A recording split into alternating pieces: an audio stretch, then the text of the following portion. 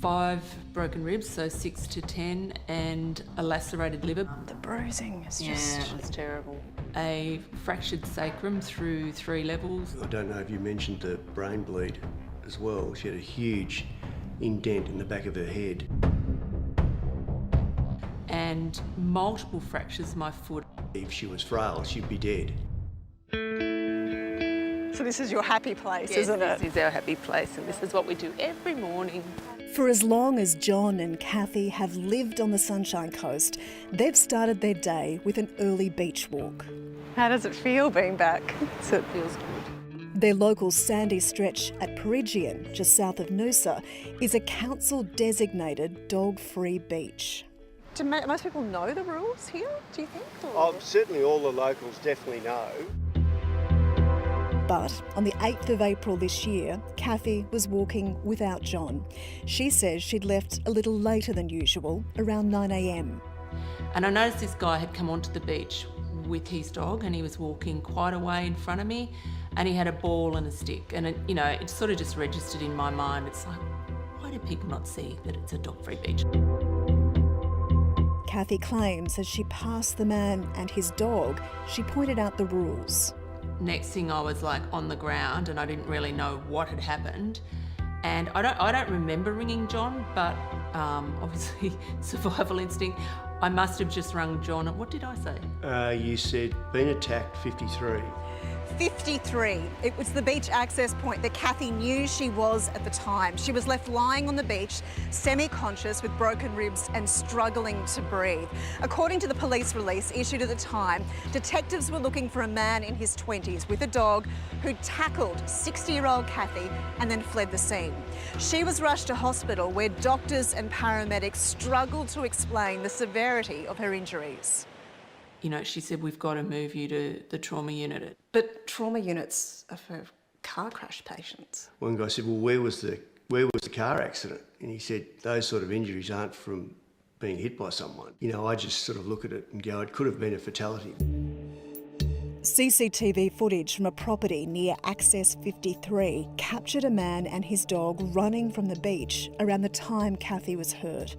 3 months later, 28-year-old Thomas Keys was arrested and charged with causing grievous bodily harm. And when we called Keys to get his response to the allegations...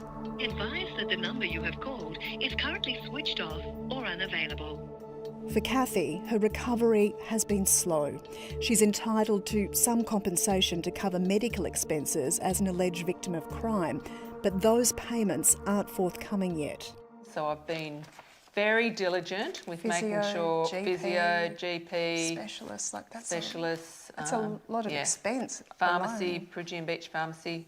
Adding to the financial stress, Kathy's work cover claim was rejected on a technicality because she's the director, not a staff member of her company Fire Up Coaching. If you're a working director and you pay yourself a wage, which she does and always has been paying work cover premiums for 27 years. And my PAYG and all my taxes as a small business. She's entitled to it. There's been just such massive consequences for me. For us, actually, you know, it was very hard for us in the first 6 weeks. How do you recover, though, psychologically from something like this? You know, a lot of people would say Cass exactly the same, but you know, when you live with someone you know. I'm still not good in crowds. I'm still having panic attacks, which I've never had in my life. This matter is obviously now before the courts, but why did you want to speak out today? For me, I think it's really important that someone voices that all of this escalating violence against women has to stop. Right now, Kathy still lives in pain. Thomas Keys' case returns to court later this month. Justice delayed is justice denied, because for any victim, you can't really move forward until things are finalised. You know, this might have been one day on the beach, but the ramifications after that day go on and on and on. Who randomly attacks a 60-year-old on the beach, leaving her with injuries even doctors can't explain? Thomas is accused of doing that while out walking his dog. Thomas, Davina from A Current Affair. We just wanted to ask you what happened at Peregian Beach back in April. Like, there's been just such massive consequences for me. Did you tackle a 60-year-old woman to the ground? It was very hard for us in the first 6 weeks. Is this you in the security vision, Thomas? No one seems to care about our story. Kathy McKenzie is a fit, vivacious 60-year-old who works as a business coach. Every day, without fail, she walks at Peregian on the Sunshine Coast on a dog-free beach. How does it feel being back? It feels good. But on April 8 this year, her life changed on that routine morning walk. And I noticed this guy had come onto the beach with his dog and he was walking quite a way in front of me and he had a ball and a stick. And, it sort of just registered in my mind. It's like, why do people not see that it's a dog-free beach? Kathy recalls as she passed the man and his dog, she pointed out the rules. Next thing I was like on the ground and I didn't really know what had happened. Police allege 29-year-old Thomas Keys was the person who assaulted Kathy. Did you tackle a 60-year-old woman to the ground? It's not the only question met with silence. Doctors couldn't explain how Kathy ended up with such horrific injuries from a tackle.